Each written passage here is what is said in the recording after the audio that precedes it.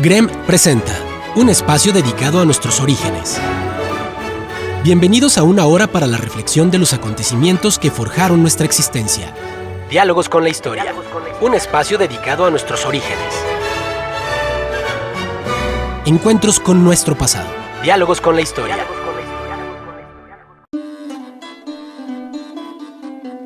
Muy buenos días, estimados amigos del Grupo Radio Estéreo Mayral.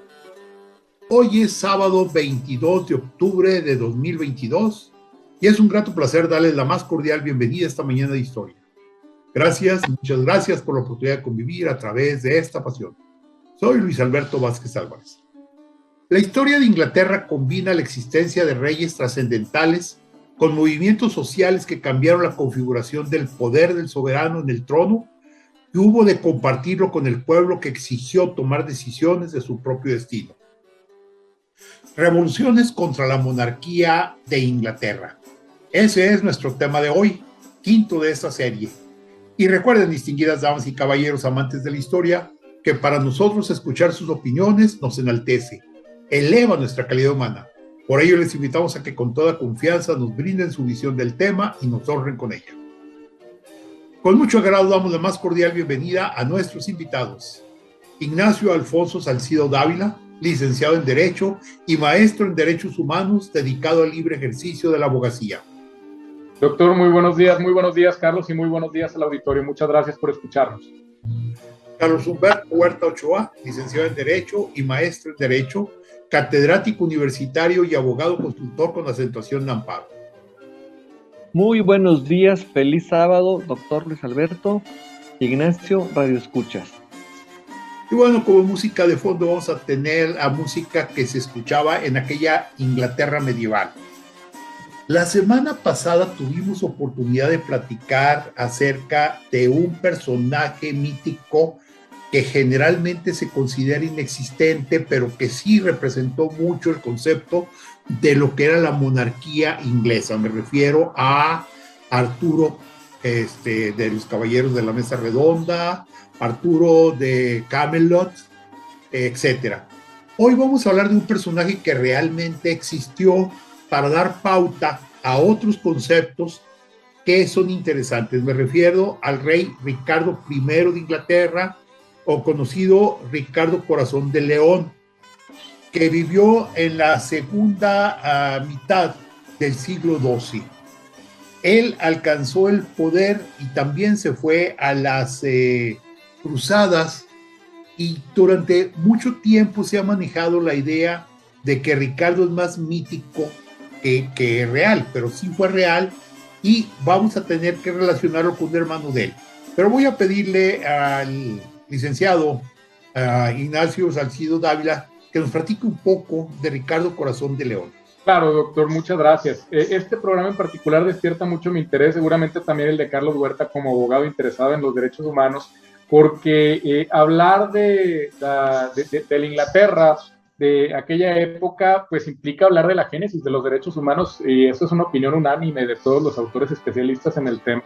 ¿Por qué? Porque de las luchas que se dieron para tratar de equilibrar el poder entre la monarquía y entre los gobernados, pues surgen los documentos en los que por primera vez se establecen derechos a favor de las personas, en los que de cierta manera se resta al soberano la posibilidad de dictar de manera absoluta su voluntad sobre sus súbditos, y los súbditos son quienes en cambio imponen al gobernante los lineamientos bajo los cuales desean ser gobernados, lo que adquiere mucho sentido.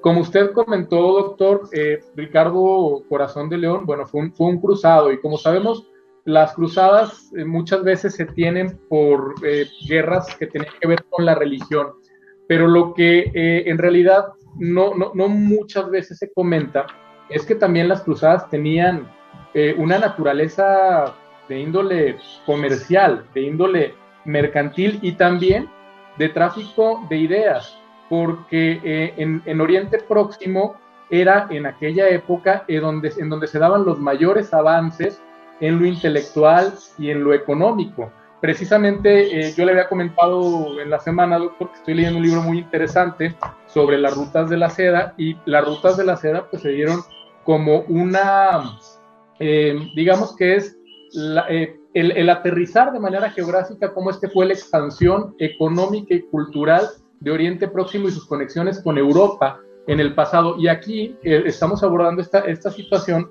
como un aspecto que tiene que ver con Ricardo Corazón de León, porque él marchó a las cruzadas.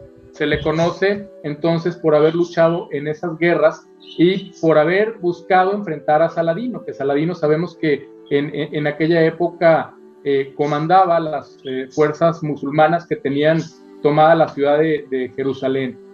Después de que fallece Ricardo Corazón de León, toma el poder su hermano Juan Sin Tierra, y con Juan Sin Tierra es de donde surge, de las imposiciones que le imponen los gobernados, de donde surge la Carta Magna Inglesa, que es el primer antecedente documental que se tiene en cuanto a derechos humanos.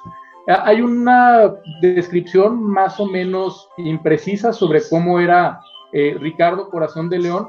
Un aspecto interesante es que decían que era imponente, que era alto, que tenía un cuerpo recio, poderoso, un rostro leonino, ojos azules y pelo rojizo. Y aquí viene a colación una investigación reciente que se ha hecho entrevistando a los CEOs, doctor Carlos, porque les preguntaban que cuál de los atributos de su personalidad desearían potencializar, y la mayoría de ellos estuvieron de acuerdo en que cambiarían muchos aspectos de su personalidad por tener varios centímetros más de estatura. Entonces, ¿a qué voy?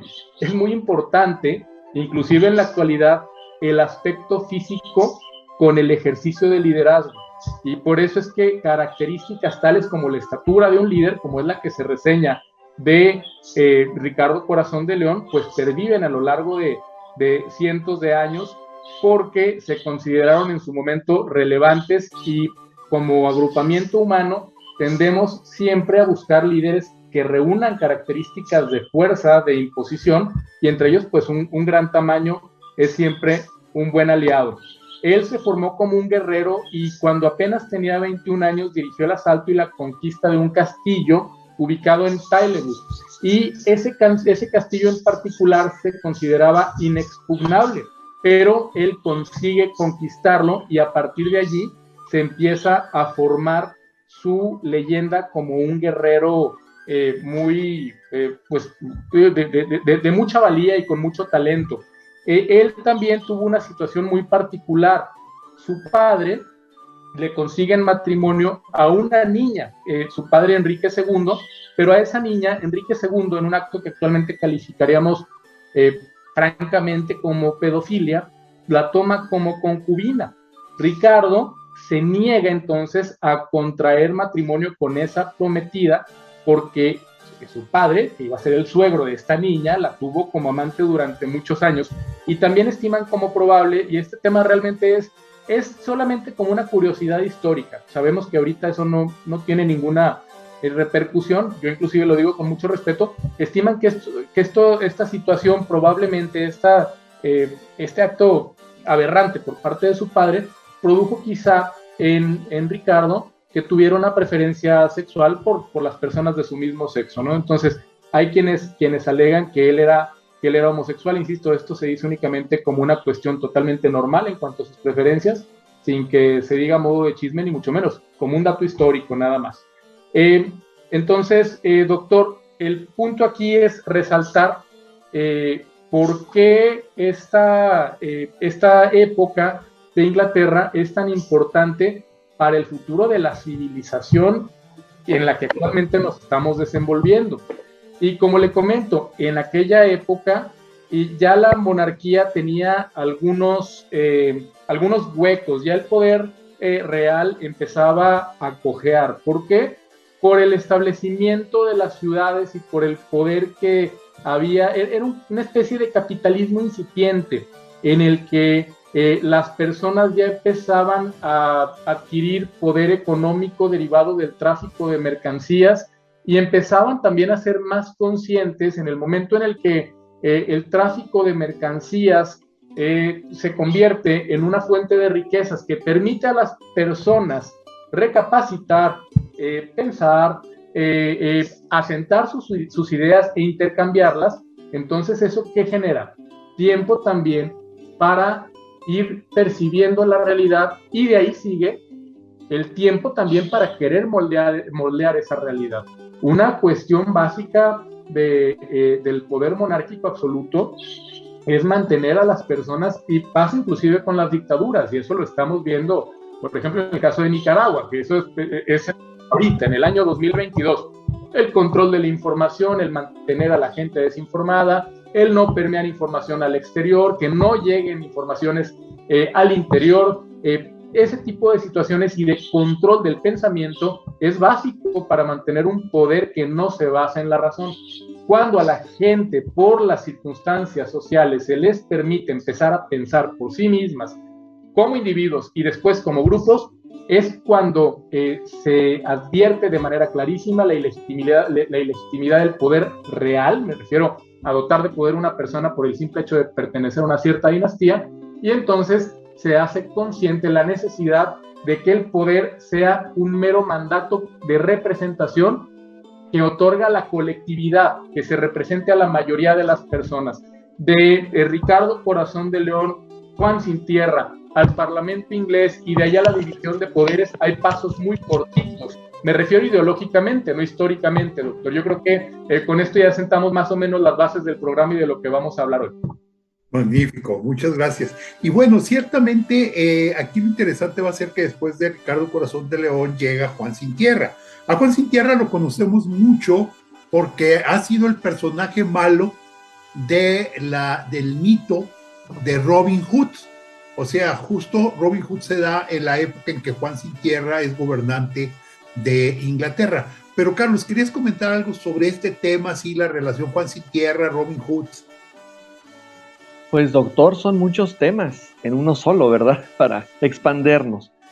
Tan legendario fue el rey Arturo como Camelot, que no tiene, es el equivalente como con los aztecas, el Aztlán de los celtas y de los bretones, ¿verdad? Que no se sabe dónde estuvo, dónde se ubicó, así como también la leyenda, porque es una leyenda que la iglesia, bueno, por tradición de la iglesia anglicana se reconoce, pero por la católica no. La famosa leyenda de San Jorge, el domador de dragones. Recuerdo decir a mi abuela que decía: San Jorge bendito, amarra a tu bestia con tu cordel bendito.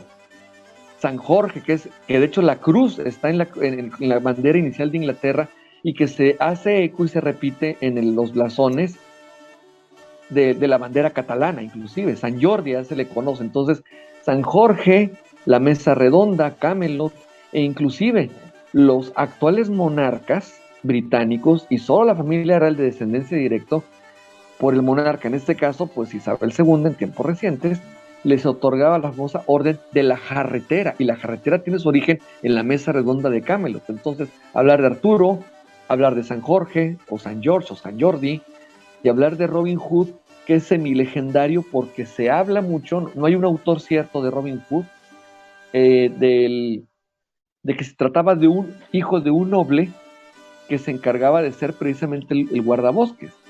Y de ahí esa leyenda de que Juan Sin Tierra, al verse acotado por el poder, es más, se habla inclusive de un golpe de estado, porque Ricardo andaba en las cruzadas y Juan ya andaba viendo el modo de hacerle una sonada o un motín para quedarse con el trono.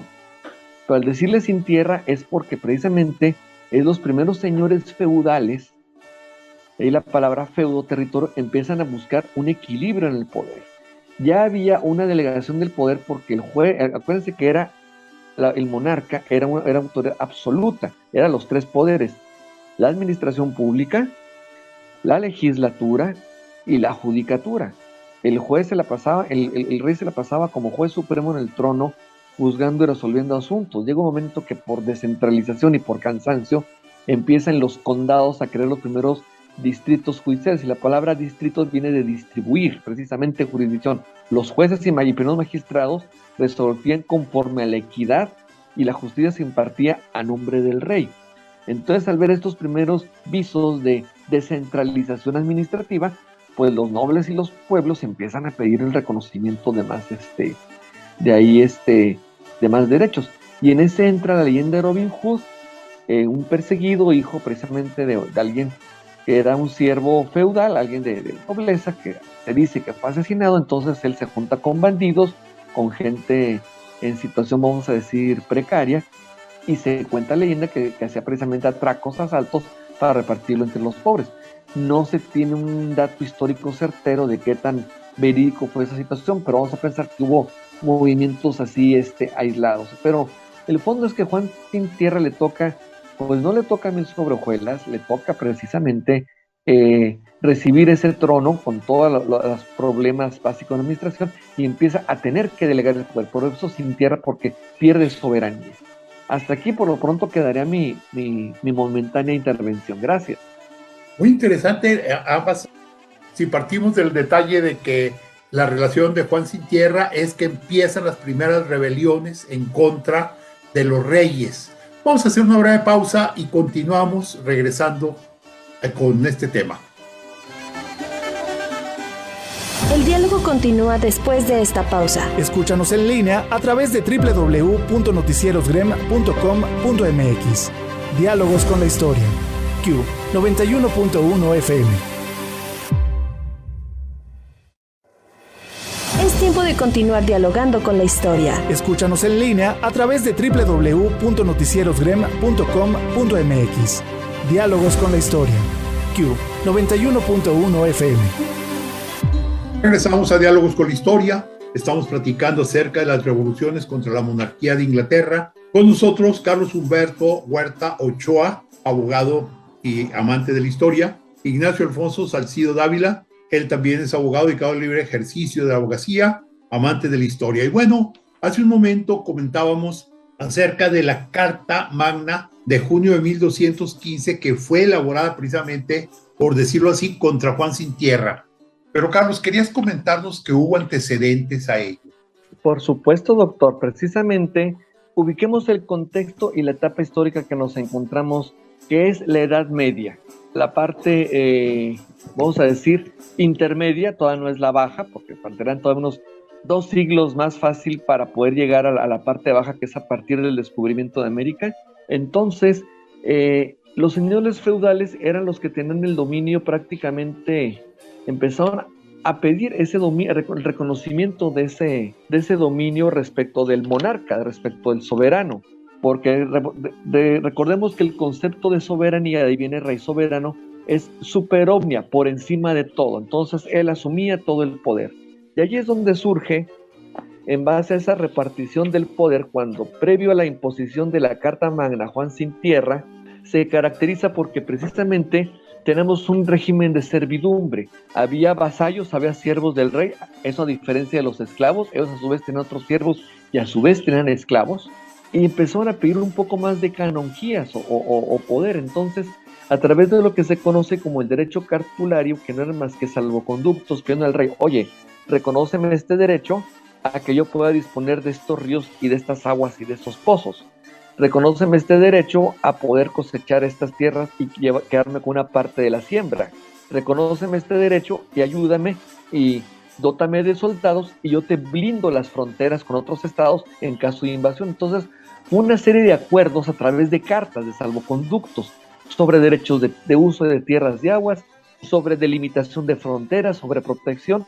Entonces, poco a poco se fue acotando el poder del soberano. Y es donde surgen las primeras asambleas de vecinos, que hoy conoceríamos como los primeros ayuntamientos o consejos así de ciudadanos. Entonces empiezan esos primeros ayuntamientos o condados. De ahí viene la palabra conde, es el que domina en un condado, marqués, el que domina una marca. O sea, son más que distritos y distribuciones de territorio donde cada vez buscan su autonomía, pero una palabra era una repartición del poder. Entonces, Juan Sin Tierra se va acotando poco a poco hasta que va llegando precisamente lo que será la Carta Magna, de la que va a abundar ahorita Ignacio.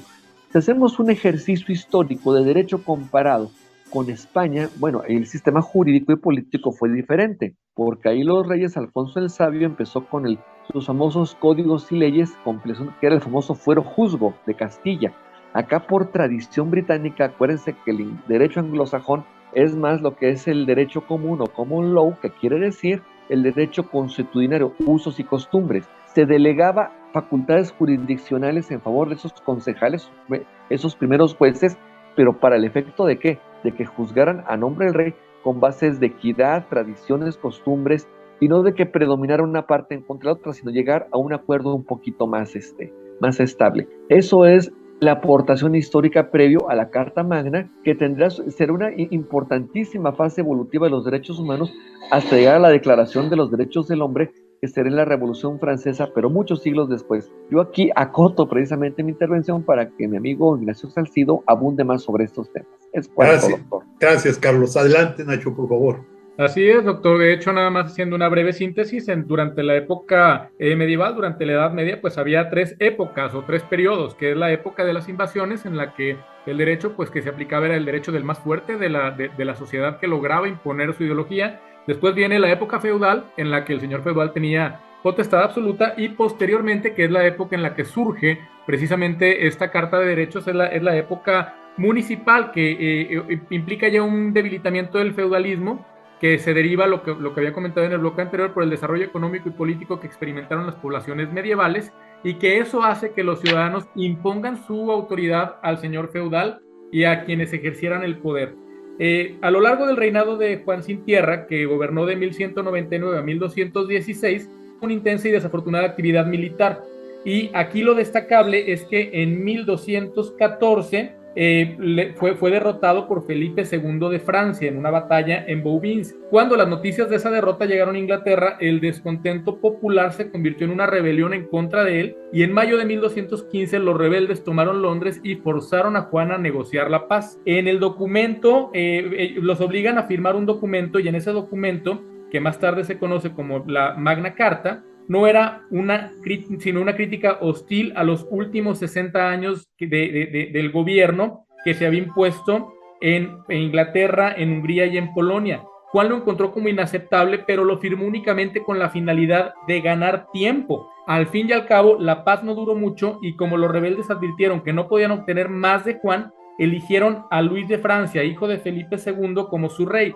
En mayo de 1216, Luis invadió Inglaterra y entró en Londres sin oposición, y en octubre de ese mismo año Juan Sin Tierra murió e Inglaterra entró en una profunda guerra civil. La Carta Magna fue escrita originalmente en latín y consta de un total de 63 cláusulas. Entre las más relevantes podemos citar 3. Ningún hombre será detenido o sujeto a prisión o despojado de sus derechos o posesiones o privado de su posición social de ninguna manera, ni se procederá en su contra mediante el uso de la fuerza, ni se ordenará que otro lo haga, sino en virtud de juicio legalmente seguido ante sus pares y conforme a las leyes de la tierra. Esto actualmente todavía impera, y lo conocemos como el derecho fundamental al debido proceso.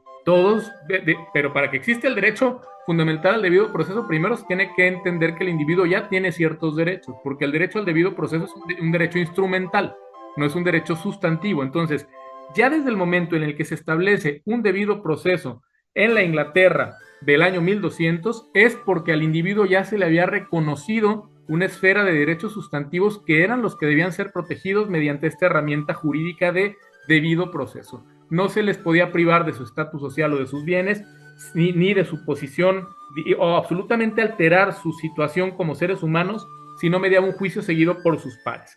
Otro artículo muy relevante: a ninguna persona se venderá, denegará o retardará su derecho a la justicia. Otro componente que se llama precisamente el derecho fundamental de acceso a la justicia, que es antecedente del derecho al debido proceso. El derecho al debido proceso, doctor, es tan actual y tan moderno y a la vez tan antiguo que actualmente está tutelado por el artículo 14 constitucional. El derecho de acceso a la justicia, que es este segundo artículo que estamos comentando y que es el artículo 40 del Bill of Rights, está consagrado por el artículo 17 del Pacto Federal. Así en México actualmente, es más, lo invocamos Carlos y yo todos los días al redactar demandas de amparo. Siempre las demandas de amparo, cuando se hayan vulnerado, por ejemplo, que no se cite a una persona correctamente al proceso y que con base en un proceso viciado se le haya privado de sus derechos, se establece, porque un requisito de la ley de amparo es decir, garantías los derechos fundamentales violados o artículos que las contienen, es el artículo 1, que es la titularidad de los derechos humanos, el artículo 14 del debido proceso, el artículo 16, que es el derecho fundamental a la legalidad, y el 17, que es el derecho de acceso a la justicia. O sea, prácticamente en esta Carta de Derechos se establecen los antecedentes de lo que es el juicio de amparo, que es creación mexicana y que es la base de muchas instituciones de protección de derechos humanos en el país. Y un artículo más que se establece en aquella Carta de Derechos es que serán restituidos de inmediato todos aquellos a los que sin juicio legal seguido ante sus pares hemos privado o desposeído de sus tierras, castillos, libertades o derechos. Que eso también eso fue inclusive materia de una modificación constitucional que se hizo en el año 2011, en el que se establece como parte fundamental de los derechos humanos el derecho a que se reparen las violaciones, así como tal. El artículo 1 constitucional establece la obligación de las autoridades de reparar las violaciones. Bueno, pues eso encuentra su origen en un documento que tiene 800 años, doctor. Es muy interesante, entonces, todo abogado debe conocer cuál es la historia tanto de la Carta de Derechos como del juicio de amparo. Por eso es que este programa es especial para mí, porque habla de los antecedentes de las ideas que imperan y bajo las cuales yo ejerzo mi profesión. También Inglaterra es el antecedente de muchos derechos, entre ellos la libertad de creencias, y entiendo que usted quería tratar el tema también del Tratado de la Tolerancia de John Locke, doctor. Sí, pero yo creo que antes veo a Carlos con ganas de decir algo, quiere mencionar algo. Adelante, Carlos. Pues es parte del acotamiento del poder, como dice Nacho, y también los que estamos, que últimamente estamos involucrados más en cuestiones de carácter penal, el debido proceso de una persona a la que se hechos posiblemente, así decimos, constitutivos de delito. ¿Dónde está esa sana crítica, o sea, esa ponderación que tiene que hacer el juez de una presunción de inocencia, de una insuficiencia de prueba? Entonces, vamos a decir, esto no es cosa nueva, pero ¿cuándo se vino a sentar con esos antecedentes de la Carta Magna? Entonces, pero volviendo a nuestro tema central, que es la tierra, ¿cómo encuadrar? Vuelvo a repetir, las dinastías monárquicas de Inglaterra, porque estamos hablando ahorita de Inglaterra, porque Gran Bretaña aparece hasta mucho después, cuando se unifican todas las coronas, la corona inglesa, la corona escocesa, la irlandesa del norte y la del país de Gales, que así lo conocemos. Ya después es cuando se conflarga ya también la bandera que actualmente conocemos como parte de lo que es el Reino Unido de la Gran Bretaña. Pero estos son los antecedentes. Juan Sin Tierra sí pierde poder, se reconocen más derechos en favor de las personas, pierde terrenos. Previo antes de esa batalla que tú decías, Nacho, hace rato, pierde Normandía, tiene batallas importantes contra Felipe II en Flandes, y también es derrotado así dramáticamente. Claro, después consolidarán más adelante sus sucesores otro tipo de reinado. Es importante, no sé si alcancemos en este programa o en otros posteriores, hablar de un fenómeno, un antecedente que ahorita cobra también muchísima vigencia, así como lo de los derechos humanos. La posibilidad, ¿qué tanto les va a durar la monarquía? Ya hubo un hecho histórico también, lo veremos más adelante, no sé si alcance en otros programas, cuando se suprime la monarquía y surge transitoriamente la primera república inglesa. Y ahí tenemos que hablar de Cromwell, basado en las ideas de John Locke, que yo pienso que a lo mejor acá el Doc nos puede instruir un poquito más. Yo solo soy un aficionado a John Locke, no estoy tan metido profundamente, pero mis nociones son muy, muy vagas, pero continuamos. Gracias. Gracias, Carlos. Y bueno, después de la interesante disertación que el licenciado Ignacio Salcido nos dio sobre esas tres cláusulas en particular, vale la pena destacar un aspecto. Yo quiero terminar este bloque con la pregunta que le voy a hacer ahorita al licenciado Salcido, para luego hablar precisamente de lo que nos acaba de decir Carlos sobre las dos revoluciones que transformaron radicalmente el gobierno de Inglaterra. Pero esta es una pregunta de apreciación. ¿Qué tanto podemos decir que esa figura mítica de Robin Hood luchando por los derechos, que nace desde aquella época, era un antecedente del pueblo, el pueblo inglés, luchando por sus derechos, pero muchas veces incluso desde el bandidaje, por ejemplo? ¿Qué tanto se puede decir que tiene una representación popular? Doctor, pues bueno, lo que pasa es que precisamente el éxito de la leyenda de Robin Hood guarda relación con la forma en la que la gente se identificaba con ese personaje, y hay varias concepciones. Había quienes consideraban que Robin encarnaba el ideal de un bandido justiciero propio del campesinado libre, o había también quienes consideraban que estas historias de Robin Hood el proscrito se gestaron en el contexto de las casas aristocráticas y que reflejaban más bien el descontento de la pequeña nobleza que el del campesinado. De ahí la amistad de Robin Hood del personaje con un caballero que se llamaba Richard Atlib. Pero al final, después de todo, la figura de Robin Hood es la forma de encarnar el sueño de resistencia a la autoridad, que pues yo creo que es parte de la naturaleza humana. Todas las sociedades siempre de alguna manera han buscado desafiar a la autoridad para tratar de modificar el status quo, doctor. Excelente, muy bien. Carlos, se nos acaba el tiempo, no sé si quieres comentar algo más sobre este concepto de Robin Hood. Pues es una legítima sublevación del pueblo, precisamente de acotar ese poder, un reconocimiento de la dignidad de las personas, porque el rey era eso, un soberano absoluto por derecho divino. Entonces es cuando empieza, yo siento que la población, concretamente en Inglaterra, a tener primeros síntomas de un discernimiento, a ver, el por qué y para qué de este poder. Yo también soy persona, entonces entre mitos y leyendas lo más seguro es que haya habido no solo un Robin Hood, sino en varias secciones del reino, actores o protagonistas de ese divisionismo, de hacer este contrapeso, que todos los contrapesos en todos los sistemas políticos son necesarios, son válidos. No puedes tener algo así tan apabullante, porque como dice Tena Ramírez en su libro Derecho Constitucional, ahorita, bueno, lo decía en su tiempo, el enemigo de la democracia no son las monarquías, son los regímenes totalitarios. Ese es el pequeño detalle. Ese era un totalitarismo, pues sí, medieval, arcaico. A veces practicamos un poco despótico, pero pues ha sido esa lucha y yo pienso que poco a poco está consolidado. Excelente. Eso es cuanto, doctor. Gracias. Vamos a hacer una hora de pausa y al regresar queda pendiente una petición del licenciado Salcido para platicar. Vamos a hacer una hora de pausa. El diálogo continúa después de esta pausa. Escúchanos en línea a través de www.noticierosgrem.com.mx. Diálogos con la historia. Q 91.1 FM. Es tiempo de continuar dialogando con la historia. Escúchanos en línea a través de www.noticierosgrem.com.mx. Diálogos con la historia. Q 91.1 FM. Regresamos a Diálogos con la Historia. Estamos platicando acerca de las revoluciones contra la monarquía de Inglaterra. Con nosotros Carlos Humberto Huerta Ochoa e Ignacio Alfonso Salcido Dávila, ambos licenciados en Derecho, pero amantes de la historia en grande, como usted los podrá haberlos anotado. Pero antes de la pausa, el licenciado Salcido quería hacer un comentario.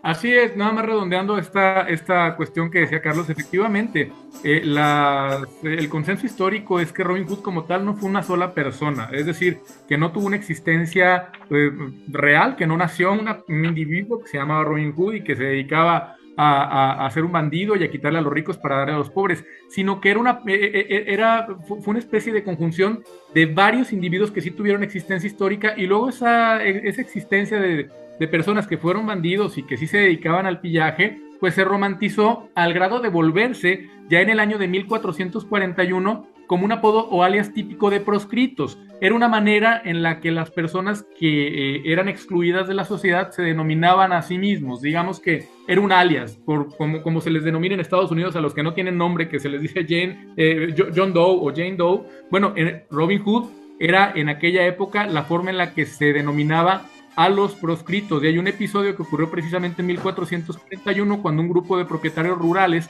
en Southacre, Norfolk, bloqueó la carretera coreando "Somos sobres de Robin Hood, guerra, guerra, guerra". Estamos hablando entonces de que desde hace 600 años ya existió una leyenda y era un común denominador el emplear ese seudónimo. Doctor, yo creo que aquí podemos pasar a temas que sí tuvieron realidad histórica, que derivaron en cambios políticos importantes en Inglaterra y que pues son las revoluciones, doctor. La Revolución Gloriosa y la Revolución Puritana, que ambas sentaron las bases del régimen político actual en Inglaterra y obviamente también de el establecimiento de derechos que actualmente todavía tienen reconocimiento. Uno de los más importantes, el derecho a la tolerancia religiosa, que es la base de las sociedades democráticas, porque implica entre en su esfera de protección, pues está la libertad de expresión, doctor. Muy bien, excelente, muchas gracias, Nacho, es una aportación interesante. Y bien, no sé si quieren que empecemos, creo que es muy rápida la de la puritana o guerra civil inglesa que se dio en el siglo XVII, para pasar posteriormente a la que fue, como su nombre lo dice, la gloriosa. No sé si tienen algo que comentar primero de la puritana. Sí, a mí lo que me llama la atención, doctor, y esto digo, obviamente cambiando lo que debe ser cambiado, ¿no? Pero es de llamarse la atención que mientras más estudia uno todo lo que tiene que ver con la forma en la que se ejerce el poder en las sociedades, pues caemos a donde mismo, porque después de todo, la revolución puritana es un efecto directo de la reforma protestante, de las necesidades de la burguesía y la aristocracia rural, y que precisamente por el desarrollo comercial de la sociedad, y ese movimiento representaba un desafío a la monarquía y a la teoría de la ley divina, pues impugnaban el hecho de que el poder era transmitido al rey por Dios, y que esa transmisión del poder por Dios pues era lo que le daba legitimidad para gobernar a los súbditos. Pero yo la pregunta que hago, ¿no? Inclusive yo muchas veces lo he comentado en mi despacho, cuando hablo sobre mi carrera. Nosotros como abogados, doctor, inclusive como sociedad, pues porque como abogados somos herramientas de la aplicación de la ley, y la ley es la que rige a la sociedad, pues realmente estamos consagrados también a una especie de divinidad. Yo en mi despacho tengo una diosa Temis que está ahí siempre y que en el Palacio de Justicia inclusive está la diosa Justicia. No hay prácticamente diferencia. La legitimidad que le damos a los gobernantes descansa en una idea, en la idea de legitimidad misma. Volvemos siempre al argumento circular, inclusive constitucionalistas como Kelsen establecían la jerarquía de las normas como una especie de pirámide que al final terminaba en una norma que era la regla suprema por ser la regla suprema, incuestionable. ¿Cuál sería la diferencia de fondo en el aspecto filosófico entre dotar de autoridad a un rey por su poder provenir de Dios a entre dotar al presidente de la República de poder por la ficción de que representa a la mayoría de los mexicanos? Porque después de todo es una ficción. Sabemos que ni siquiera se alcanza el consenso de la mayoría realmente, de la mayoría real, para darle el cargo que ostenta, y no nada más en México, en la mayoría de las sociedades que se rigen bajo los principios democráticos. Entonces, en cuanto a fondo, yo creo que el poder siempre tiende a ser maleable, pero más por una idea de las personas de modificar el status quo, que en cuanto al análisis de fondo filosófico sobre la legitimidad de las personas que ejercen el poder. No quiero sonar como equiparar a un régimen que tiene que ver con su legitimidad en la teología, con un régimen constitucional, pero al final un poco sí, porque ambos ejercen y descansa su poder en la idea abstracta de algo inexistente y etéreo, en este caso la diosa Justicia, y en el otro caso un cierto Dios determinado que está consagrado por dogmas filosóficos religiosos de otra índole. Entonces, hasta allí, como usted comenta, el fondo de la revolución puritana pues fue precisamente el tratar de desmitificar esta legitimación de los reyes derivado de un poder divino. Y bueno, al final aparece esta figura de Oliver Cromwell, y él era un miembro de la nobleza, vivía la vida como un caballero, había sido miembro del Parlamento. Aquí ya estamos hablando de una Inglaterra que tenía una Cámara de Representantes, que era un contrapeso del poder real, formaba parte de una familia adinerada y argumentó que las distinciones de clase eran el pilar de la sociedad y se oponía a la nivelación de los ciudadanos. Él, bajo su liderazgo, él ordena la muerte de Carlos I, se abole la monarquía y se declara una república en Inglaterra. Carlos, entiendo que tú también quieres hablar un poquito de Oliver Cromwell, de las consecuencias que se dieron con su intervención en el conflicto revolucionario de la Revolución Puritana. Así es, pero ya como se abordó en otros programas, en temas pasados, yo no estuve, cuando hablaron de los Tudor. Acuérdense que Enrique VIII, una forma de ejercer su poder es que rompe con la Iglesia Católica y funde el anglicanismo, no por cuestión religiosa, sino por conveniencias personales de permitirse casar. Entonces, ya como que ese antecedente, les puedo decir como que ya el pueblo empezó a decir, oye, pues como que aquí algo no huele muy bien que digamos, y Y de ahí, pues, que Cromwell, ya muchos años después, le quiere poner un freno a Carlos I de Inglaterra, que quería retomar precisamente ese absolutismo, quería desconocer un poder legislativo que era el Parlamento. Ya se hablaba ya se hablaba de una monarquía y de balances constitucionales, ya se hablaba de un poder judicial autónomo, ya se hablaba de primeros ministros para hacer eso, un jefe de Estado y un jefe de gobierno. Esas eran las ideas iniciales de Cromwell. Yo lo comparo un poco a Cromwell con Corazón de León, pero no en el sentido de nobleza, sino también eran tremendos, también eran muy agresivos, también eran muy radicales, y orilla precisamente ante la falta de abdicación de Carlos I, pues a que pase por la guillotina. Hacen un esbozo precisamente de querer integrar como una república, no se consolida, pero al final de cuentas, como yo lo consulté aquí en la enciclopedia temática, Inglaterra aprende o enseña a gobernar a sus propios reyes con estos balances constitucionales. Entonces es retomar un poquito, sintiéndose como el Lord Protector de Inglaterra. Sí, tuvieron sus propias batallas internas, y bueno, trataron de precisamente buscar ese equilibrio, pudiéramos decirlo de alguna manera, pero de todos modos también fue pues también fue víctima del poder. O sea, es que el poder es una tentación tremenda para cualquiera de nosotros, ¿verdad? Y si quieres conocer a una persona, nada más dale tantito poder. Entonces, Cromwell, más que verlo como un gran padre de la patria, sí fue un personaje importante, una transición, quería acabar con ese leviatán que personificaban los propios monarcas, y sobre todo, mostrarse ante la comunidad internacional como una sociedad precisamente evolutiva, al final de cuentas. Gracias, es cuanto. Pero bien, en ese aspecto, por ejemplo, aparece para entonces la famosa ley de tolerancia. Creo que han mencionado ya varias veces y va a ser determinante porque pues uno de los más grandes filósofos de la época, John Locke, precisamente crea un tratado de tolerancia. A mí me gustaría que nos platicaran un poquito esta ley aprobada por el Parlamento de Inglaterra en mayo de 1689. ¿Qué significaba este concepto de tolerancia y cómo se insertaba en la mentalidad del pueblo inglés?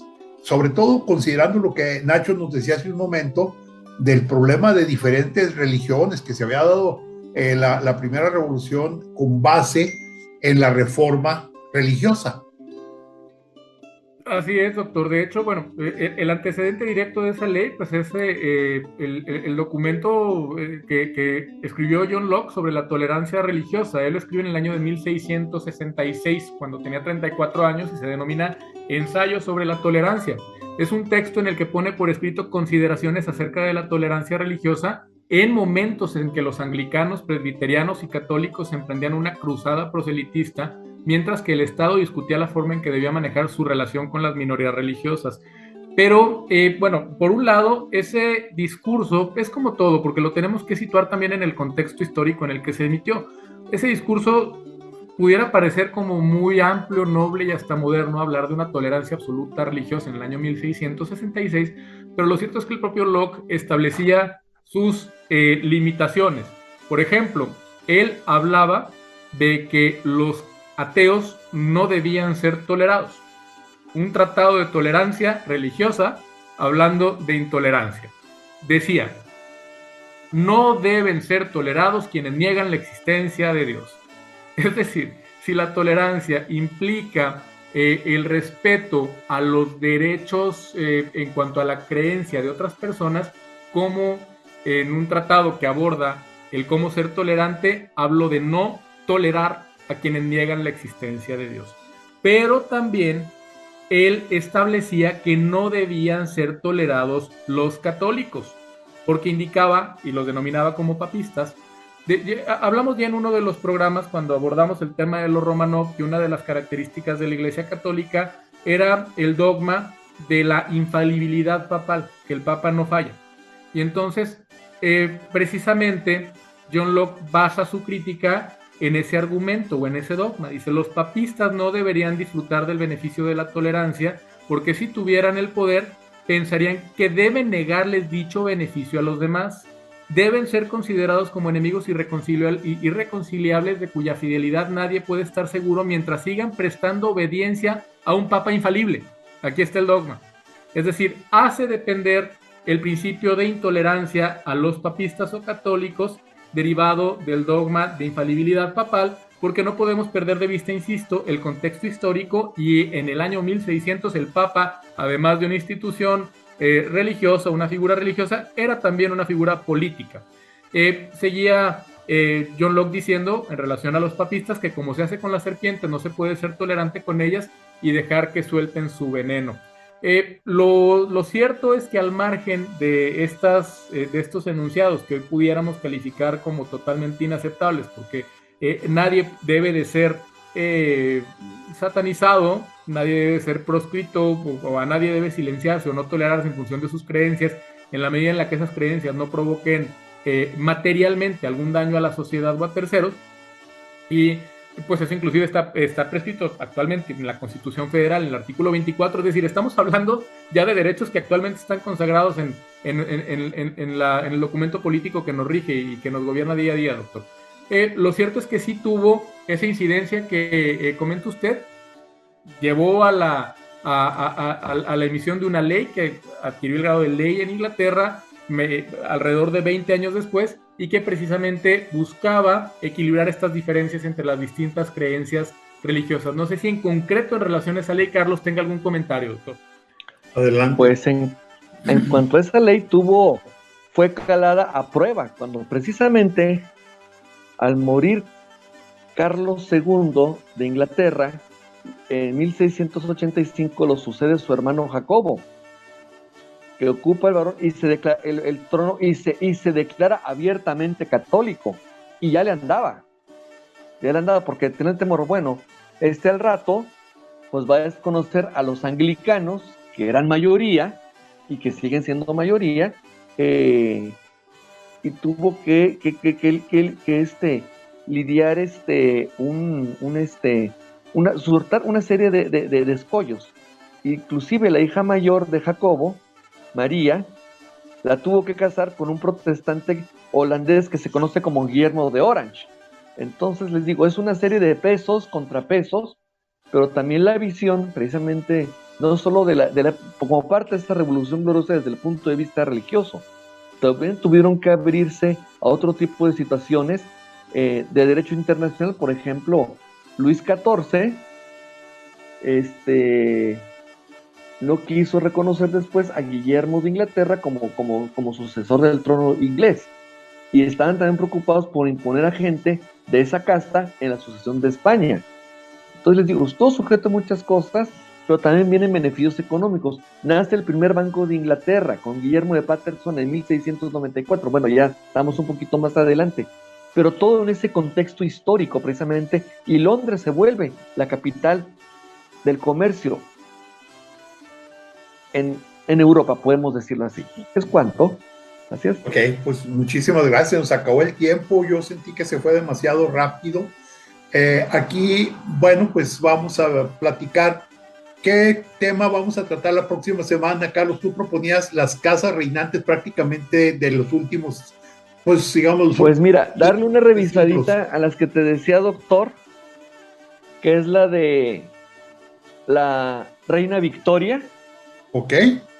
Ajá, porque ahorita ya acabamos con los Estuardo y con los Tudor. Entonces sería la de la Reina Victoria, que es Sajonia, no me acuerdo, tiene varios ahí. Muy bien. Y ya con los Windsor, así porque ese es importante resaltar la época precisamente victoriana, y su transición ya con lo que vienen siendo los Windsor hasta este prolongado ejercicio hasta el siglo XXI. Entonces, y todo lo Magnífico. Que ha llevado que perder muchas independencias, como el imperio, dejaron de ser emperadores de la India, muy bien. lo que es la Commonwealth, que como son naciones independientes siguen alineados a ciertas costumbres y tradiciones. Magnífico, pues muchas gracias, licenciado Ignacio Alfonso Salcido Dávila, muchas gracias, licenciado Carlos Humberto Huerta Ochoa, muchas gracias. Gracias a mi compañera Claudia Martínez Martel en la coordinación general, a mi compañero Roberto Ríos en la dirección de grabación, y a ustedes, estimadas amigas, amigos, los esperamos el próximo sábado 29 de octubre, como nos acaba de decir cuáles serían los temas Carlos Humberto Huerta. Muchas gracias, muy buenos días, muy feliz fin de semana.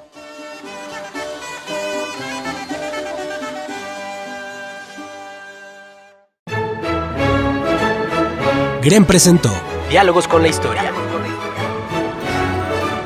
La charla concluye por esta semana, pero nuestra raíz es extensa, por lo que te invitamos a debatir el tema en nuestra próxima emisión.